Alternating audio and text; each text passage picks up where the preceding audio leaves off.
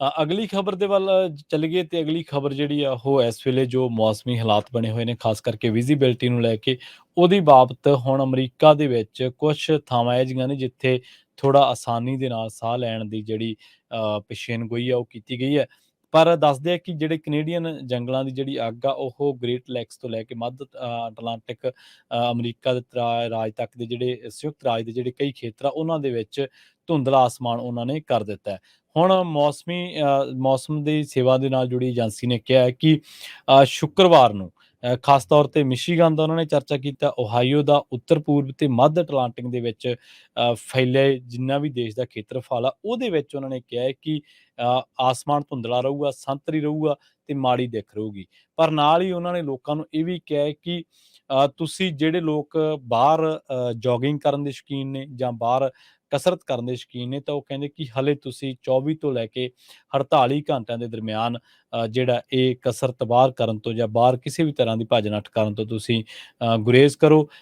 ਕਈ ਥਾਵਾਂ ਤੇ ਖਾਸ ਕਰਕੇ ਓਹਾਈਓ ਦੇ ਥਾਵਾਂ ਤੇ ਜਾਂ ਮਿਸ਼ੀਗਨ ਦੇ ਥਾਵਾਂ ਤੇ ਤਾਂ ਲੋਕਾਂ ਨੂੰ ਇਹ ਵੀ ਸਲਾਹ ਦਿੱਤੀ ਗਈ ਹੈ ਕਿ ਤੁਸੀਂ ਮਾਸਕ ਤੋਂ ਬਿਨਾਂ ਬਾਹਰ ਨਹੀਂ ਨਿਕਲਣਾ ਕਿਉਂਕਿ ਏਅਰ ਕੁਆਲਿਟੀ ਇੰਡੈਕਸ ਜਿਹੜਾ ਉਹ ਹਾਲੇ ਵੀ ਕਈ ਥਾਵਾਂ ਤੇ ਬਹੁਤ ਬਦਤਰ ਹੈ। ਪਰ ਇਹਨਾਂ ਦੇ ਵਿੱਚੋਂ ਕਈ ਰਾਜ ਉਹਨਾਂ ਨੇ ਅਜਿਹੇ ਜਿਹੜੇ ਆ ਉਹ ਕਹਿ ਲਈਏ ਕਿ ਪਿਨ ਪੁਆਇੰਟ ਕੀਤੇ ਹੈ ਜਿੱਥੇ ਹਵਾ ਦੀ ਗੁਣਵੱਤਾ ਦੇ ਵਿੱਚ ਕਾਫੀ ਸੁਧਾਰ ਜਿਹੜਾ ਦੇਖਿਆ ਜਾ ਰਿਹਾ ਹੈ। ਪਰ ਉਮੀਦ ਇਹੀ ਕੀਤੀ ਜਾ ਰਹੀ ਹੈ ਕਿ ਅਗਲੇ 24 ਤੋਂ ਜਿਹੜੇ 48 ਘੰਟੇ ਆ ਉਹ ਕਾਫੀ ਨਾਜ਼ੁਕ ਨੇ ਤੇ ਓਹਾਈਓ ਮਿਸ਼ੀਗਨ ਦੇ ਜਿਹੜੇ ਖੇਤਰ ਆ ਉਹਨਾਂ ਦੇ ਵਿੱਚ ਤੁਸੀਂ ਖਾਸ ਕਰਕੇ ਇਲਾਕੇ ਜਿਹੜੇ ਆ ਉਹ ਇਹੋ ਜਿਹੇ ਆ ਜਿੱਥੇ ਹਲੇ ਵੀ ਲੋਕਾਂ ਨੂੰ ਬਾਹਰ ਨਿਕਲਣ ਤੋਂ ਖੁੱਲੇ ਆਸਮਾਨ ਦੇ ਵਿੱਚ ਕਸਰਤ ਕਰਨ ਤੋਂ, ਜੋਗਿੰਗ ਕਰਨ ਤੋਂ ਜਾਂ ਹੋਰ ਫਿਜ਼ੀਕਲ ਐਕਟੀਵਿਟੀਜ਼ ਕਰਨ ਤੋਂ ਜਿਹੜਾ ਉਹ ਗਰੇਜ਼ ਕਰਨ ਦੀ ਸਲਾਹ ਜਿਹੜੀ ਆ ਉਹ ਦਿੱਤੀ ਗਈ ਹੈ ਜੀ। ਕੈਲੀਫੋਰਨੀਆ ਦੇ ਵਿੱਚ ਬਹੁਤ ਛੇਤੀ ਤੁਹਾਡਾ ਜੋ ਬਿਜਲੀ ਦਾ ਬਿੱਲ ਆਉਂਦਾ ਆ ਉਹ ਇਨਕਮ ਬੇਸਡ ਆਇਆ ਕਰੂਗਾ। ਜੀ electrical bills in California will soon be based upon your income.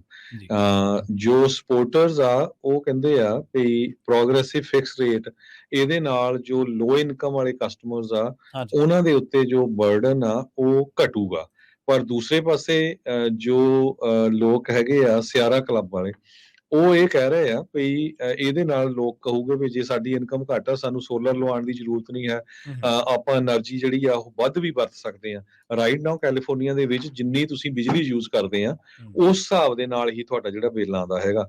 ਸੋ ਜੇ ਇਨਕਮ ਬੇਸਡ ਹੋਊਗਾ ਇਹ ਜਿਹੜਾ ਇੰਡੀਆ ਵਾਲਾ ਸਿਸਟਮ ਫਿਰ ਇੱਥੇ ਲਿਆਉਣਾ ਚਾਹੁੰਦੇ ਆ ਵੀ ਜਿੰਨੀ ਤੁਹਾਡੀ ਇਨਕਮ ਹੋਊਗੀ, ਜੇ ਘੱਟ ਇਨਕਮ ਆ ਤਾਂ ਘੱਟ ਬਿੱਲ ਆ, ਜ਼ਿਆਦਾ ਇਨਕਮ ਆ ਤਾਂ ਜ਼ਿਆਦਾ ਬਿੱਲ ਆ। ਇਹ ਪਤਾ ਨਹੀਂ ਇਹਨਾਂ ਨੂੰ ਹੁਣ ਕੌਣ ਸਲਾਹ ਦਿੰਦਾ। ਉਹਦੇ ਨਾਲ ਇਹ ਜਿਹੜਾ ਆ ਸਿਸਟਮ ਇਹ ਮੈਨੂੰ ਵੀ ਠੀਕ ਨਹੀਂ ਲੱਗਦਾ। ਗੱਲ ਬਿਲਕੁਲ ਸਹੀ ਆ ਵੀ ਜੇ ਲੋ ਇਨਕਮ ਵਾਲਿਆਂ ਨੂੰ ਤੁਸੀਂ ਫ੍ਰੀ ਵਾਲਾ ਕੰਮ ਜਾਂ ਘੱਟ ਜਿਹੜਾ ਬਿੱਲ ਆਊਗਾ ਤੇ ਉਹ ਨੈਚੁਰਲੀ ਜ਼ਿਆਦਾ ਯੂਜ਼ ਕਰੂਗੇ ਹਨਾ। ਕਈ ਲੋਕਾਂ ਦਾ ਦੋਸ਼ ਹੈ ਕਿ ਇਹ ਇਨਕੁਐਲਿਟੀ ਨੂੰ ਜ਼ਿਆਦਾ ਉਹ ਜਿਹੜੀ ਆ ਉਹ ਤਵੱਜੋ ਦੇਊਗਾ, ਇਨਕੁਐਲਿਟੀ ਵਧੂਗੀ, ਬਰਾਬਰਤਾ ਜਿਹਨੂੰ ਅਸੀਂ ਕਹਿੰਦੇ ਆ ਉਹ ਚੀਜ਼ ਨੂੰ ਥੋੜੀ ਜਿਹੀ ਠੇਸ ਪਹੁੰਚਾਊਗਾ ਤੇ ਬਹੁਤ ਸਾਰੀਆਂ ਜਥੇਬੰਦੀਆਂ ਜਿਹੜਾ ਇਹਦਾ ਵਿਰੋਧ ਕਰ ਰਹੀਆਂ ਨੇ।